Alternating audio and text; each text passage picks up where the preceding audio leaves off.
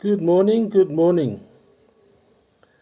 It's Friday, the 20th of February 2025. I trust you are well and that you are coping with what is ahead of you. Looking forward to a great day. Thank you for viewing my videos. I trust that you will continue to view them and to share them and to like. Please do so.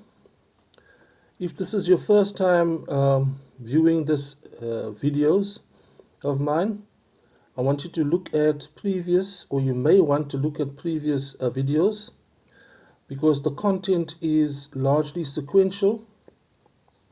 Each video can stand on its own, but they follow a sequence like building blocks. So you may want to do that. You'll see, for instance, that I've named the videos Predictive to Prophecy 1, 2, 3, 4, and presently I'm busy with the 18th in that. I did have two videos where it's named Side Note 1 and Side Note 2. But I'm busy today again with Revelations 13 with this video. So far, in the previous video or videos, I've established that the beast system is not an animal, but a system of government, a cruel, vicious, dominating system of government. And that in the end times, that power will be given to one man, which we loosely refer to as the Antichrist.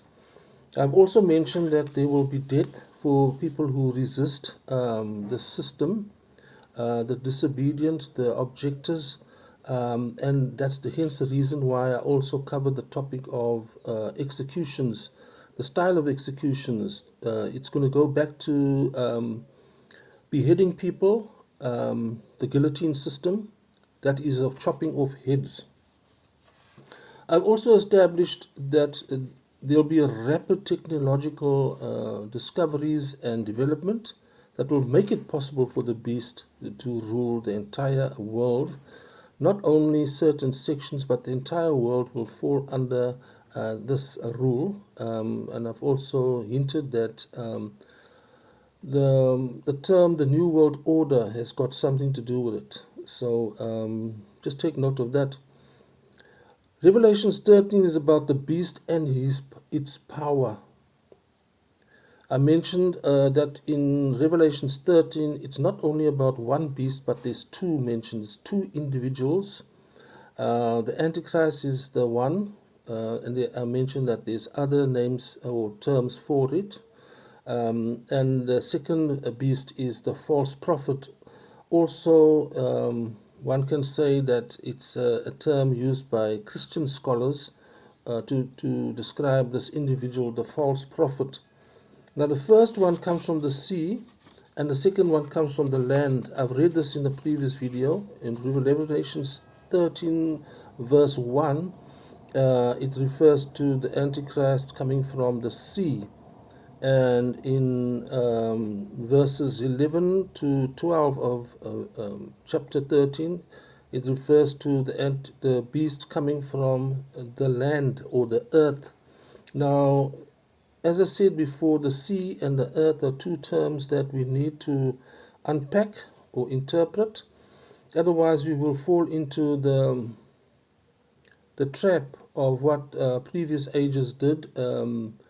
When they read this part of the Bible, they did art pieces and pictures of these animals, these beasts, and giving them that colorful and descriptive appearance that we see in museums and in certain kind of reference books. And that, of course, is in error because it's symbolic language.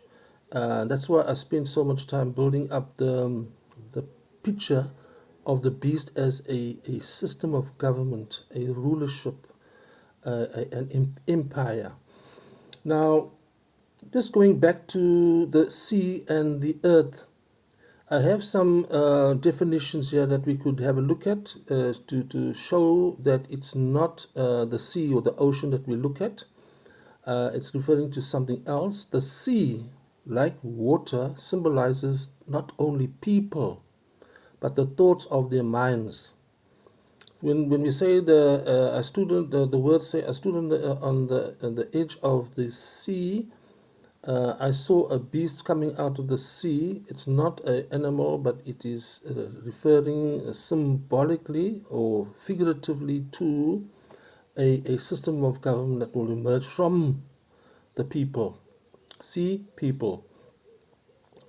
Another one of saying it is the sea, a body of water, symbolizes peoples, multitudes, nations, and tongues. So, therefore, he, the Antichrist, will emerge from the people or the nations. Now, the other one, the beast of the earth, from the earth, the word said, stood and observed from the earth a beast coming from the earth. That symbolizes a powerful religious or political entity that compels people to worship a different power, often associated with the Antichrist. So at the present time, we have various religions in the earth that worship God under various names. But if we look at what it says here about the definition of the beast from the earth, it's somebody that will compel people to worship a different power, Now, I got an example that perhaps you could just reflect on. If we look at the elections of the present President of the United States of America, there was a big election, and we all know about Trump.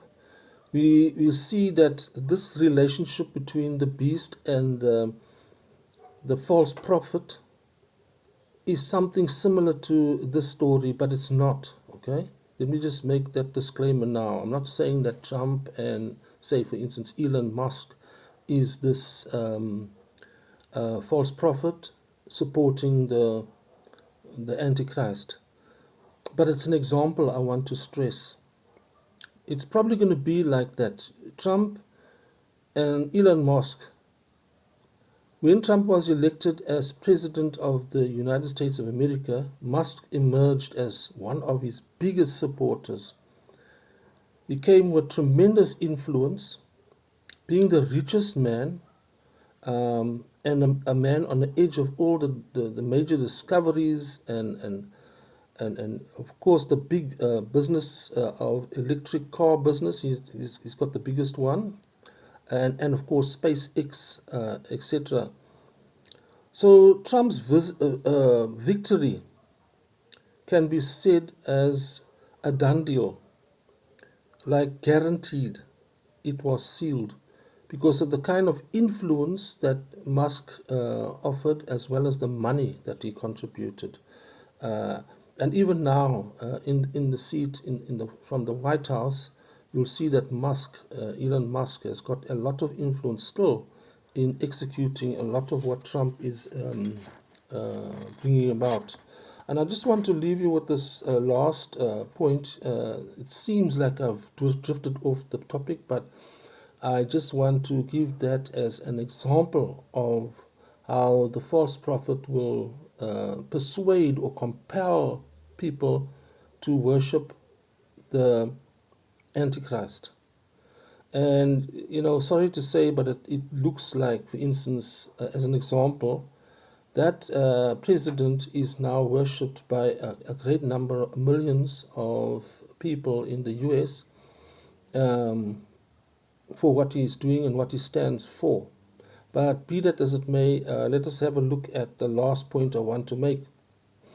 You'll notice, for instance, that there's another revelation. The first revelation that I can mention just in offhand is that when Trump came into power, he cancelled this whole LGBTQ, or let's put it the alphabet community projects and influence, not only in the US but in the world. So what was actually happening was that the United States flag, as well as the alphabet community flag, was flown or launched or shown at all the US embassies in the world.